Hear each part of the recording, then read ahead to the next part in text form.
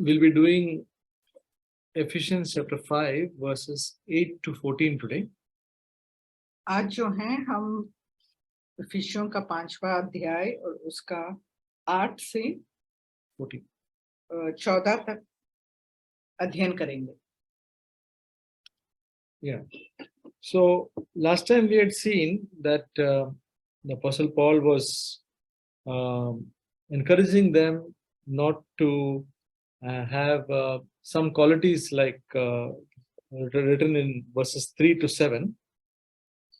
और हमने देखा कि जो प्रेरित पौलुस हैं वो जो संत हैं इफिसियों के उनको वो प्रोत्साहन देते हैं कि कुछ ऐसी बातें जो उनमें नहीं होनी चाहिए उनके बारे में वो बताते हैं उन्हें. So he spoke about immorality, impurity, greed. Then he spoke about filthiness, silly talk, and coarse jesting. और उन्होंने जो है व्यभिचार और अशुद्ध काम, लोभ, निर्लज्जता, मूढ़ता, बातचीत और टट्ठे करने की बातचीत, इन सब बातों के बारे में उन्होंने बताया. And he also said that there are people who take these things lightly but don't listen to them. और उन्होंने ये भी बताया कि कुछ लोग हैं जो इन बातों को गंभीरता से नहीं लेते हैं, उनकी वो ना सुने. And he said in verse 8, "For you were formerly darkness, but now you are light in the Lord. Walk as children of light." और 8वां वचन, क्योंकि तुम तो पहले अंधकार थे, परंतु अब प्रभु में ज्योति हो, अतः ज्योति की संतान के समान चलो.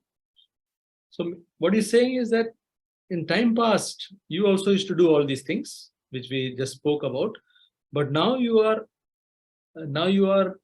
different. You are light now. तो प्रेरित पौलुस उन्हें समझाना चाहते हैं कि पहले वो भी इन्हीं कार्यों में वो सहभागी थे और इन सब कार्यों को वो पहले करते थे. So what he's saying is that earlier you were formerly darkness. तो वो कहते हैं कि पहले तुम अंधकार के थे. And he says, but now you are light. और वो कह रहे हैं अभी तुम ज्योति हो. So this is true Christianity. ये सच्ची ईसाई बनना है. That earlier we were darkness, but now we are light. कि पहले हम अंधकार थे लेकिन अभी हम ज्योति हैं.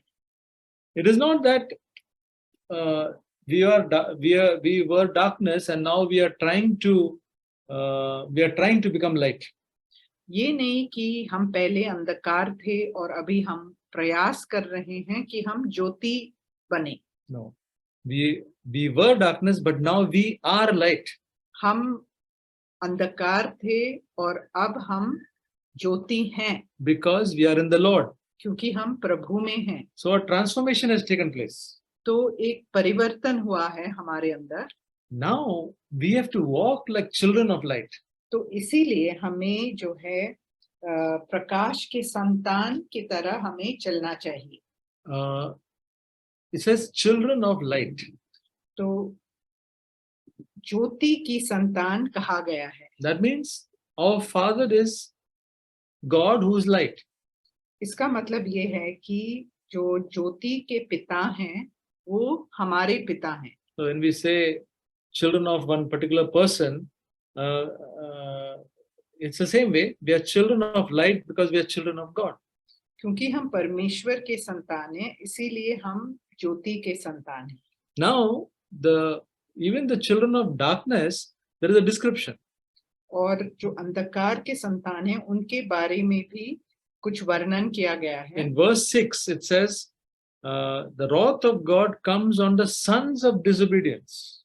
और 6वें वचन में हम देख सकते हैं, कोई तुम्हें व्यर्थ बातों से धोखा ना दे, क्योंकि इन ही कामों के कारण परमेश्वर का क्रोध आज्ञा ना मानने वालों पर भड़कता है. Another place it says children of disobedience. और दूसरे एक जगह में कहा गया है कि जो आज्ञा ना मानने वाले बच्चे हैं. So that is the children of darkness. तो वो अंधकार के बच्चे हैं. We were children of, the Apostle Paul is telling the Ephesians, you were children of darkness, but now you are children of light. तो इफिसियों के लोगों को प्रेरित पौलुस बता रहे हैं कि तुम जो थे अंधकार के संतान थे, लेकिन अभी ज्योति के संतान हैं. Now it says, because you are children of light, you have to walk as children of light. क्योंकि तुम ज्योति के संतान हो, इसीलिए तुम्हें ज्योति के संतान के समान चलना है. Verse 9 says, for the fruit of light consists in all goodness, righteousness and truth. और 9वां वचन, क्योंकि ज्योति का फल सब प्रकार की भलाई और धार्मिकता और सत्य है. Now he's trying to explain what is meant by walking in the light. और अभी वो समझाना चाहते हैं कि ज्योति के संतान के समान चलने का मतलब क्या है. So when we walk in the light, there will be a fruit of it. जब हम प्रकाश में चलते हैं या ज्योति में चलते हैं तो उसका एक फल होता है. It consists of goodness, righteousness and truth. और वो है भलाई, धार्मिकता और सत्य. So goodness is one of the fruit of the spirit. और भलाई जो है आत्मा का फल है. Yeah. So people, it says about Jesus that he went about doing good. और यीशु मसीह के बारे में भी कहा गया है कि वो अपने जीवन में अच्छाई या भलाई करते वो इस दुनिया में रहे. And in Romans chapter 5, it says something about good. Romans chapter 5. और रोमियो का 5वां अध्याय में भलाई के बारे में कुछ कहा गया है. Verse 7, it says, for one will hardly die for a righteous man, though perhaps for the good man someone would even dare to die. किसी धर्मी जन के लिए कोई मरे यह तो दुर्लभ है, परंतु हो सकता है किसी भले मनुष्य के लिए कोई मरने का भी साहस ले. Here it shows that here the Apostle Paul says something, describes that a good person is a little bit, what do you say? He does something more than what a righteous person does. तो भले मनुष्य को के बारे में वो कहते हैं, फिर पौलुस कहते हैं कि वो एक जो धार्मिक व्यक्ति है उससे भी बढ़कर अच्छाई करता है. So, brothers and sisters, one of the ways of goodness is that we are wanting the good of others and we are helpful people. तो भलाई का मतलब ये है कि हम दूसरों की भलाई चाहते हैं और हम उनका मदद करना चाहते हैं. So it can be our prayer and desire to be a good person. तो हमारी प्रार्थना भी यही होनी चाहिए और हमारे अंदर ये इच्छा होनी चाहिए कि हम दूसरों के लिए भलाई करें. Not only a righteous person, but also a good person. हमें सिर्फ एक धार्मिक व्यक्ति नहीं बनना है, हमें जो है एक भला व्यक्ति भी बनना है. May that be the cry of our heart. Lord, help me to do good just as you went about doing good. Help me to be able to do good to others. जिस प्रकार यीशु मसीह इस दुनिया में अच्छाई करते हुए या भलाई करते हुए उन्होंने अपना जीवन इस पृथ्वी पर गुजारा, वैसे ही हमारे भी दिल की पुकार ये होनी चाहिए कि हम भी ऐसे ही भलाई करते जाएं. Just as he had compassion on people and just as he did not judge people, that is one of the ways of being a good person. और जिस प्रकार यीशु मसीह ने दूसरों पर दोष नहीं लगाया और वो बहुत ही कृपालु थे, वैसे ही हमें भी बनना है. Then it says about righteousness. और फिर धार्मिकता के बारे में कहा गया So we know that the righteousness which we want in our life is the righteousness of God. और हम जानते हैं कि जो धार्मिकता यहाँ बताई गई है वो परमेश्वर की धार्मिकता के बारे में है. And he has given us this righteousness as a gift. और ये जो धार्मिकता है हमें एक दान के रूप में दिया गया है. Okay, so that is the righteousness which is greater than our self righteousness. ये जो धार्मिकता है हमारे खुद की प्रयास से जो धार्मिकता बनती है उससे बढ़कर है. But now it says in 1 John chapter 2, और पहला यूहन्ना के दूसरे अध्याय में भी हम देखेंगे verse 29. और उसका 29वां वचन, It says, if you know that he is righteous, that means Jesus is righteous, you know that everyone also who practices righteousness is born of him. यदि तुम जानते हो कि वह धर्मी है, मतलब यीशु धर्मी है, तो यह भी जानते हो कि जो कोई धर्म का काम करता है वह उससे जन्मा है। So we know that we have got the righteousness of Christ. हम जानते हैं कि परमेश्वर की जो धार्मिकता है वो हमें उपलब्ध हुआ है, that is given as a gift for us. वो एक दान के रूप में हमें दिया गया है। That righteousness we need in our practical life. और हमारी जो प्रायोगिक जिंदगी है उसमें भी हमें इसकी आवश्यकता है। So that is a lifelong process where we partake of the righteousness of Christ. और ये एक जिंदगी भर का एक प्रयास रहेगा जिससे हम इस धार्मिकता के सहभागी बने। So we are only thinking of the righteousness of God, the righteousness of Christ that we want to partake. और हम सिर्फ उसी के बारे में सोचते हैं कि जो परमेश्वर या यीशु मसीह के का जो धार्मिकता है उसके सहभागी बने। 2 Corinthians chapter 3 verse 18. और दूसरा कुरिन्थी 3 अध्याय और उसका 18 वचन, But we all with unveiled face, beholding as in a mirror the glory of the Lord, are being transformed into that same image from glory to glory, just as the Lord the Spirit. परंतु जब हम सब के उघाड़े चेहरे से प्रभु का प्रताप इस प्रकार प्रकट होता है जिस प्रकार दर्पण में, तो प्रभु के द्वारा जो आत्मा है हम उसी तेजस्वी रूप में अंश अंश करके बदलते जाते हैं। So this is the way to partake of that righteousness of Christ. तो इस प्रकार से हम उस धार्मिकता जो यीशु मसीह की धार्मिकता है उसके सहभागी बनेंगे। That we see in our situations of life, we see the glory of God, and then we are transformed into that same image. और हम जो हैं प्रभु की जो प्रताप या महिमा है उसे हम अपने परिस्थितियों में देख पाएं और पवित्र आत्मा के द्वारा हम उसी तेजस्वी रूप में अंश अंश करके बदलते जाएं। Verse 9 says about truth. Fruit of the light is truth. और 9वें वचन में ये भी कहा गया है कि ज्योति जो है उसका फल सत्य भी है। So truth is what? Truth is Christ. और सत्य यीशु मसीह है। And his word is truth. और उनका वचन सत्य है। We need to be conformed to his word. और हमें उस वचन के प्रतिरूप में हमें बनना है। Yeah, so that is the truth that we have to partake of, be conformed to his word और day by हमें day. इस जो सत्य है, जो वचन है, उसके समान हमें बनना है। And Christ is truth and the Holy Spirit is spirit of truth. There is no falsehood in them. और यीशु मसीह सत्य हैं और पवित्र आत्मा जो है जो आत्मा है वो सत्य की आत्मा है, तो उनमें झूठ का कोई भाग नहीं है। So brothers and sisters, when Christ comes and lives within us, when the Holy Spirit lives within us, we become people of truth with no falsehood. जब यीशु मसीह और पवित्र आत्मा हमारे अंदर वास करते हैं तो हमारे अंदर भी झूठ का कोई काम नहीं होना चाहिए।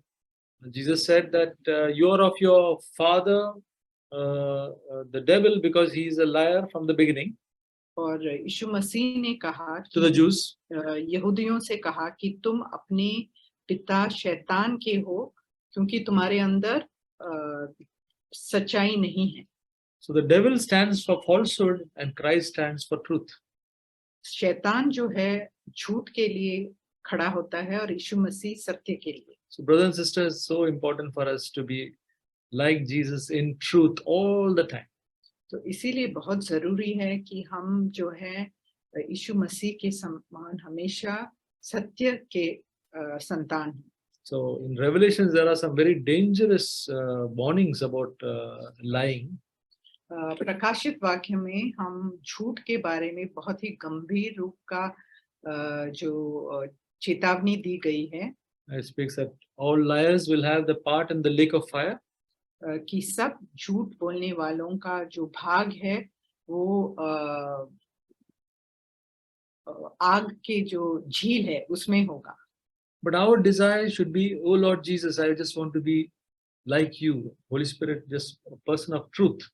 और हमारा जो पुकार, जो दिल का पुकार होना चाहिए कि प्रभु मैं आपके समान बनना चाहता हूँ, सिर्फ सत्य ही मेरे अंदर वास करे. Brothers and sisters, it is not difficult to be a person of truth. भाइयों और बहनों, सत्य का एक व्यक्ति बनना मुश्किल नहीं है. When Christ lives within us, it is not difficult. जब सत्य हमारे अंदर वास करता है तो ये मुश्किल की बात नहीं है. Verse 10 says, trying to learn what is pleasing to the Lord. और 10वां वचन, और यह परखो कि प्रभु को क्या भाता है. So when we are children of the Lord, we seek the Holy Spirit's grace to do everything. जब हम ज्योति के संतान हैं तो हम ये चाहेंगे कि पवित्र आत्मा के सहायता से हम जो प्रभु को भाता है उसी को करें. There's a word in Proverbs chapter 3 verse 5, I think.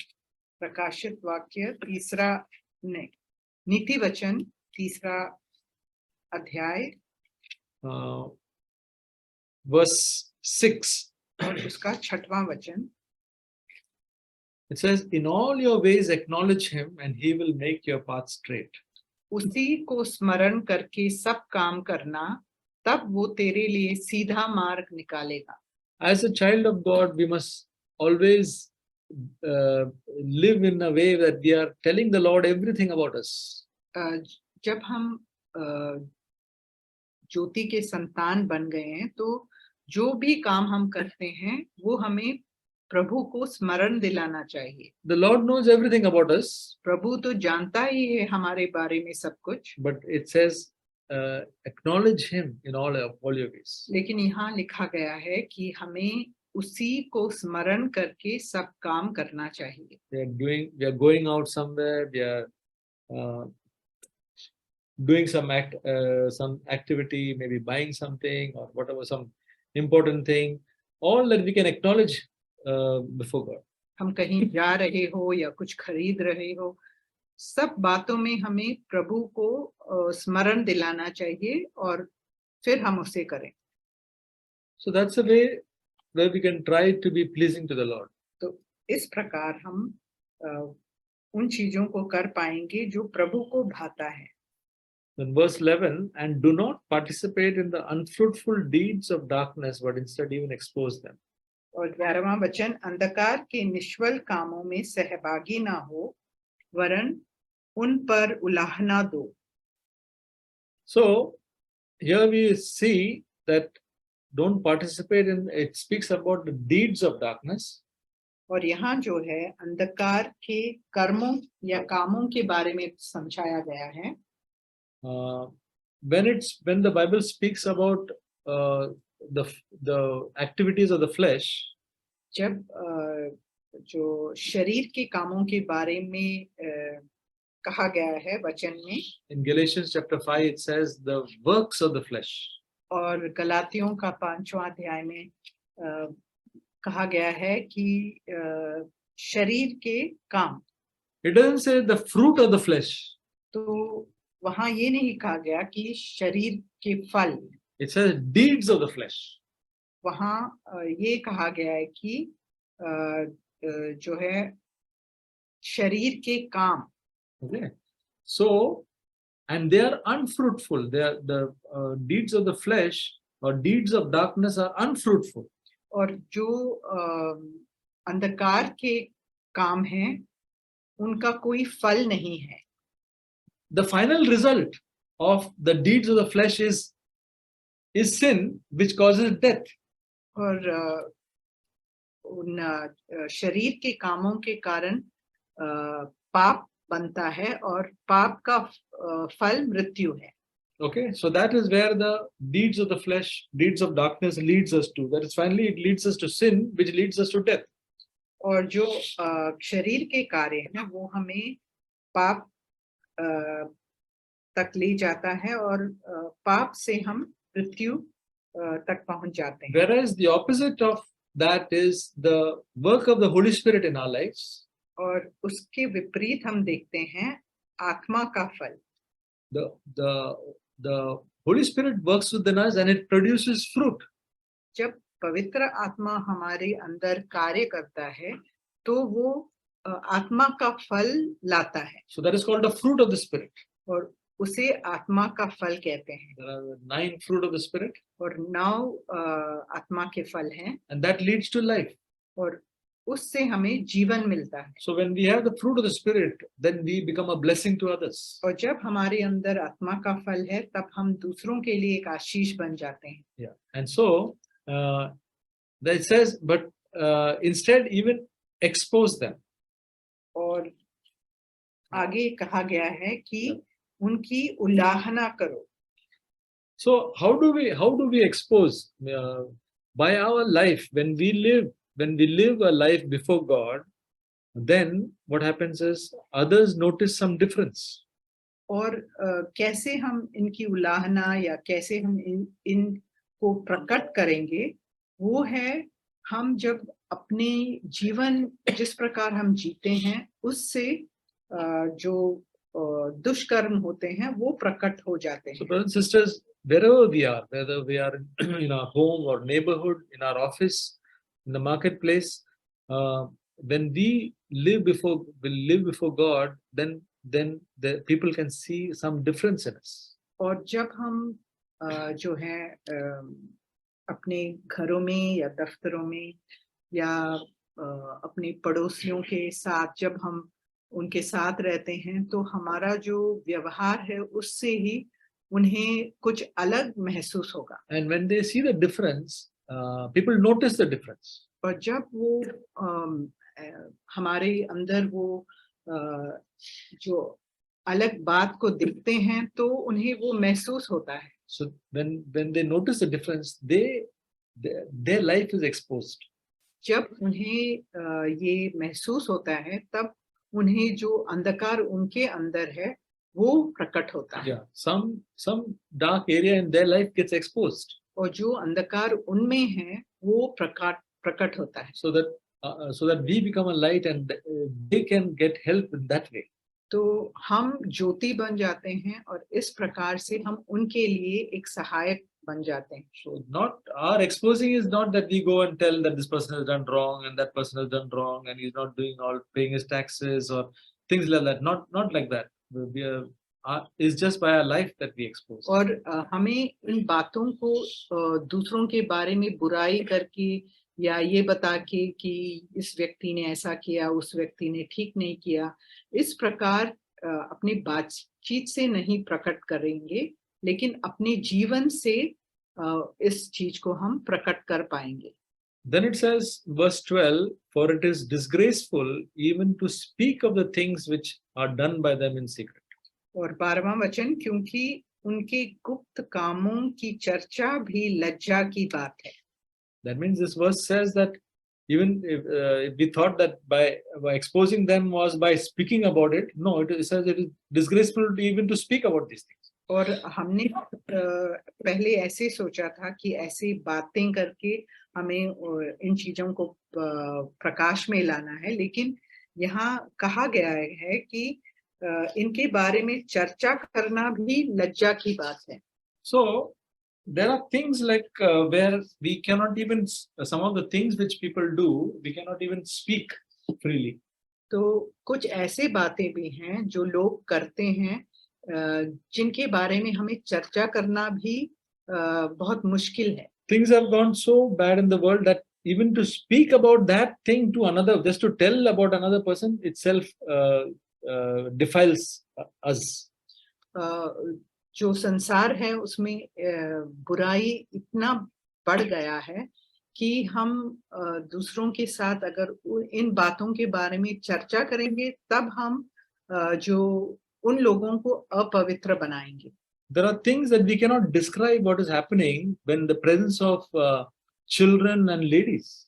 और जब स्त्रियां हैं या बच्चे हैं, तो कुछ ऐसी बातें होती हैं जिनके बारे में हम वर्णन नहीं कर सकते। So it doesn't fit in that place when people are there like that. वो उस जगह में भाता नहीं है।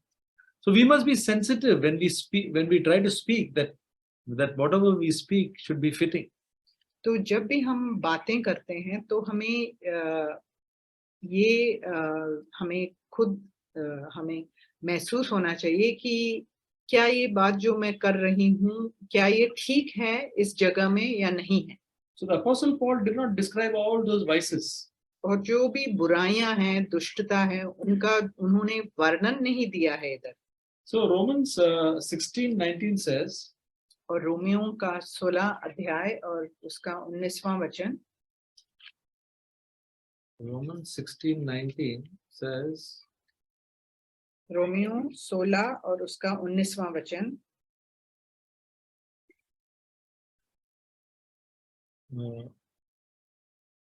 for the report of your obedience has reached to all, therefore I'm rejoicing over you, but I want you to be wise in what is good and innocent in what is evil.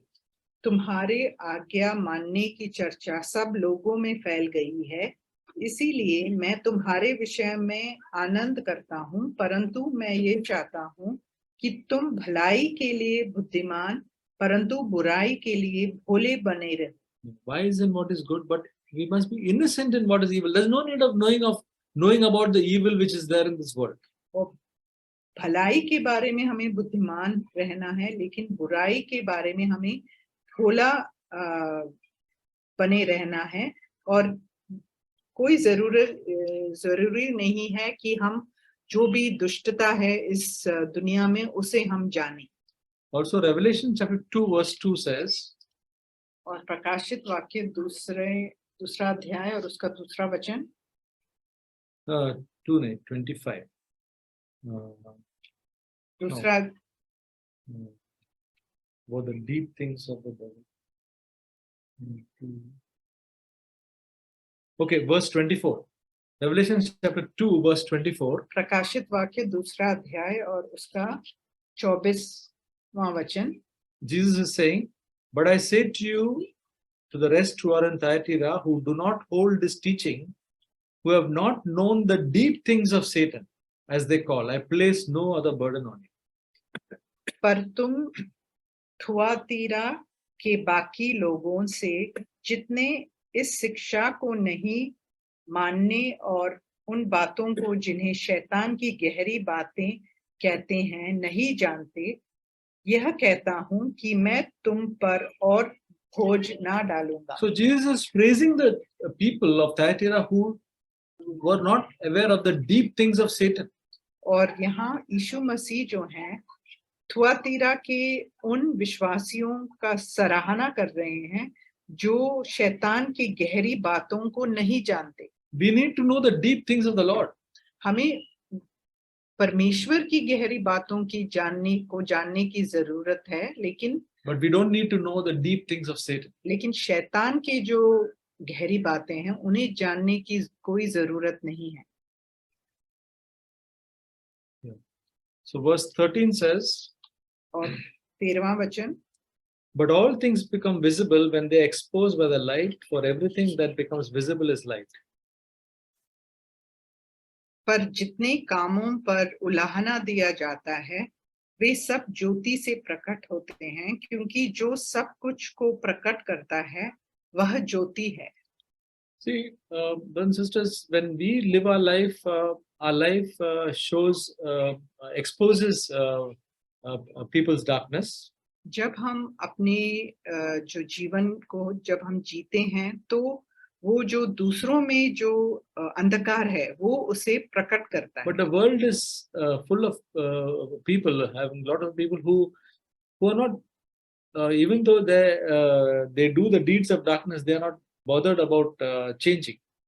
और दुनिया में हम देखते हैं कि जो लोग दुष्ट काम करते हैं वो ये नहीं चाहते कि वो बदलें, But there are some who will be touched by the light that is in us, and they may change and they may repent, and that is what we have to look for.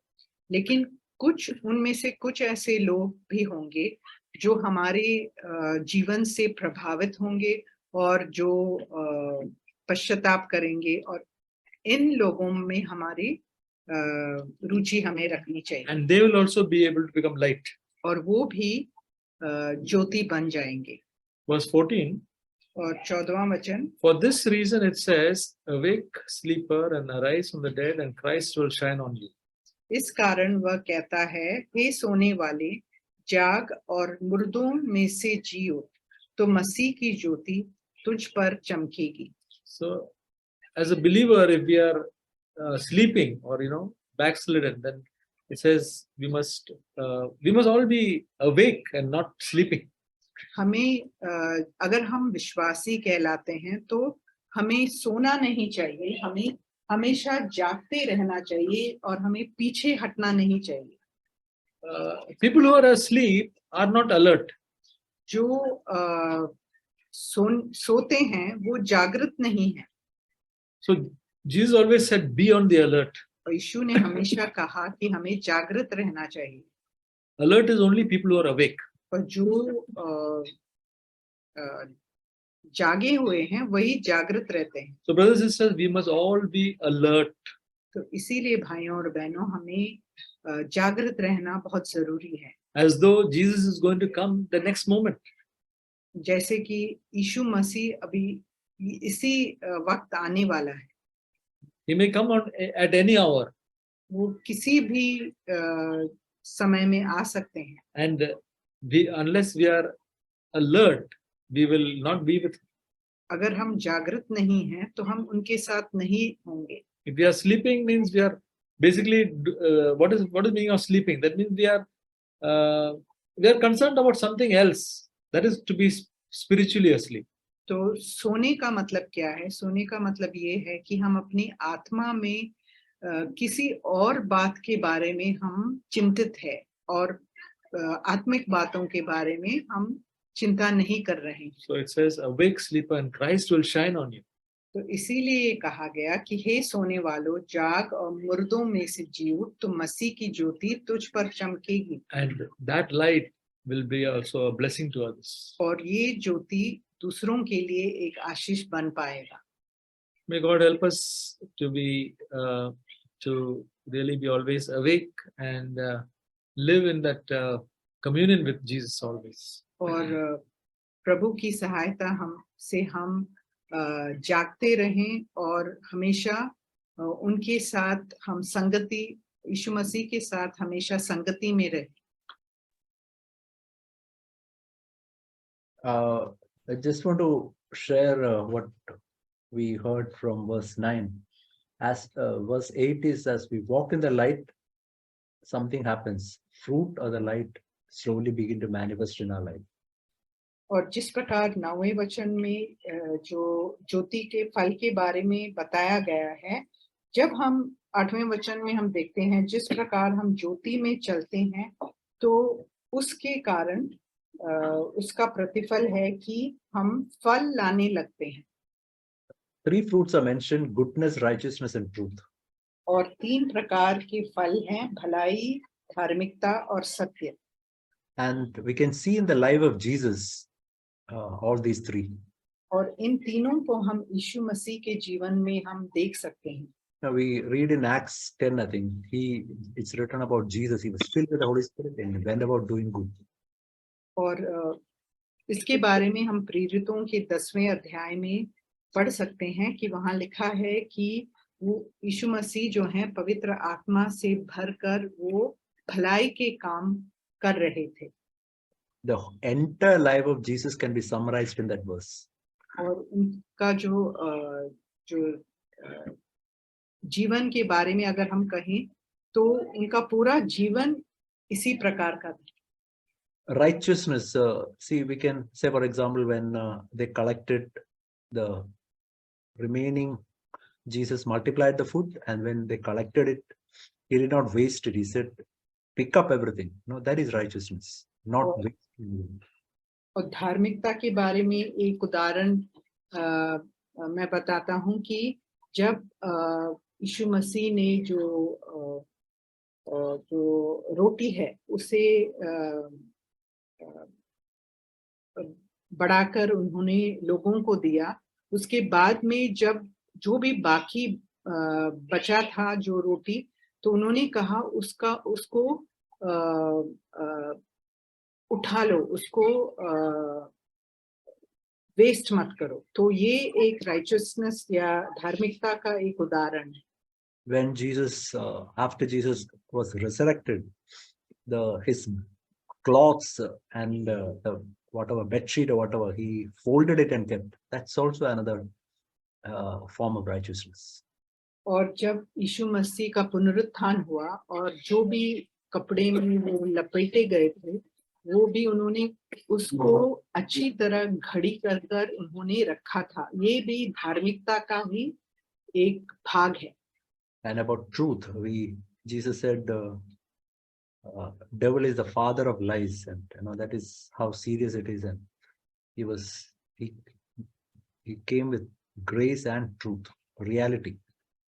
और यीशु मसीह ने कहा कि शैतान जो है वो झूठ का पिता है, और यीशु मसीह अनुग्रह और सत्य के साथ जो सच्चाई है उसके साथ इस दुनिया में आए।